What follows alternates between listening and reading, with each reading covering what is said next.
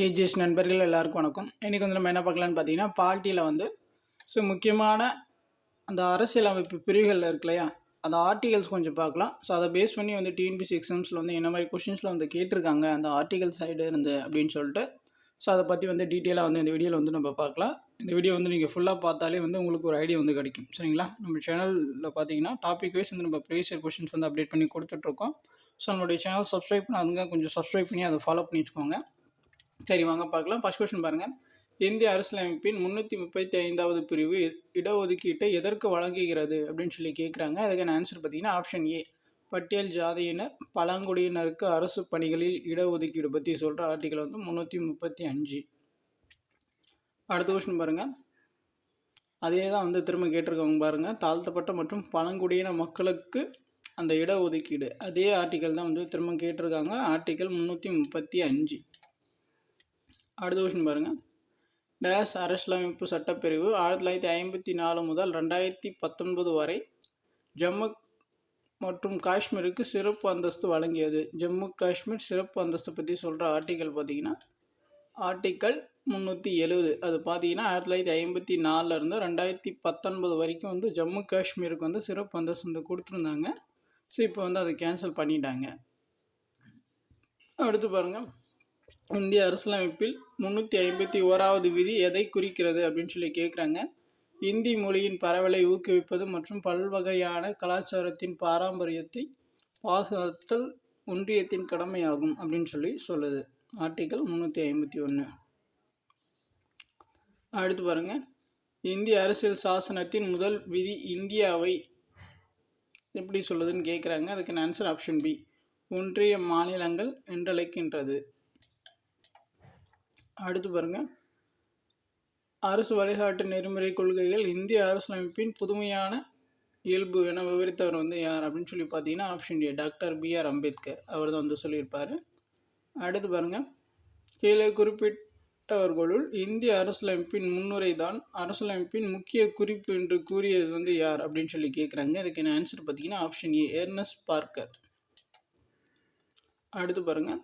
Article கொடுத்துருக்காங்க, அதை வந்து பொறுத்து சொல்லியிருக்காங்க. ஆர்டிகல் 13 பார்த்தீங்கன்னா இடைமறைப்பு மற்றும் பிரிபடும் தன்மை கோட்பாடு. ஆர்டிகல் 31 பார்த்தீங்கன்னா சொத்தெடுப்புரிமை கோட்பாடு.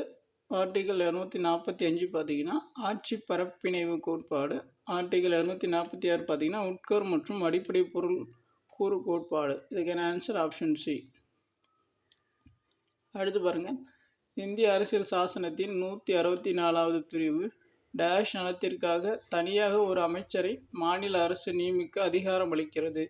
இதுக்கான ஆன்சர் பார்த்தீங்கன்னா ஆப்ஷன் சி, பழங்குடியினர். அடுத்து பாருங்கள்.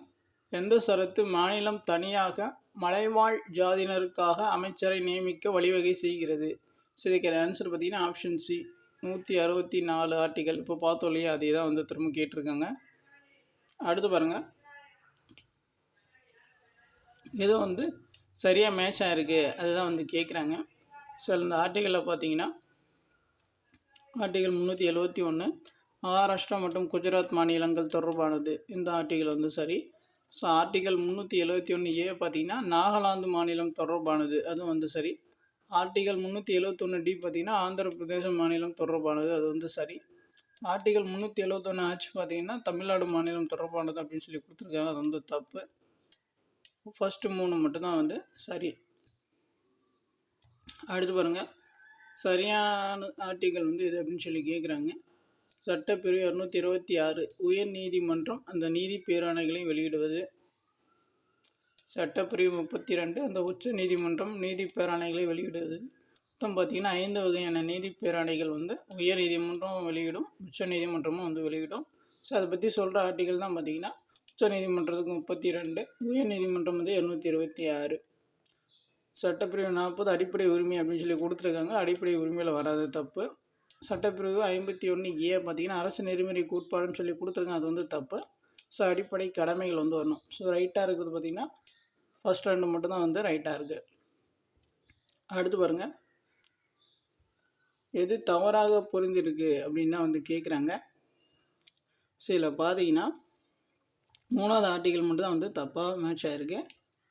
ஃபஸ்ட்டு ஆர்டிகல் பாருங்கள். ஆர்டிகல் 338 ஒன்று பாருங்கள், பழங்குடி மக்களுக்கான தேசிய கமிஷன் அமைத்தல். ஸோ அதை பற்றி சொல்கிற ஆர்டிகல் வந்து 338. ஆர்டிகல் 333 பார்த்திங்கன்னா, மாநில சட்டப்பேரவைகளில் ஆங்கிலோ இந்தியன் மக்களுக்கான பிரதிநிதித்துவம் வழங்குதல். ஸோ இது வந்து யாருக்கான அதிகாரம்னு பார்த்திங்கன்னா ஆளுநருக்கான அதிகாரம் தான். அடுத்து பார்த்திங்கன்னா ஆர்டிகல் 331 தான் வந்து தப்பு. 330 வந்து என்ன சொல்லுதுன்னு பார்த்திங்கன்னா, பழங்குடி இன மற்றும் பட்டியல் இன மக்களுக்கான மக்களவை தொகுதிகளில் தனித்தொகுதிகள் ஒதுக்கீடு செய்தல், அதை பற்றி சொல்லும். இதுக்கான ஆன்சர் ஆப்ஷன் பி. 1, 2, 4 சாரி 3 மட்டும் வந்து தப்பு. அவ்வளோதான். இந்த டாப்பிக்லேருந்து கேட்ட கொஷின்ஸ் வந்து எல்லாமே பார்த்தாச்சு.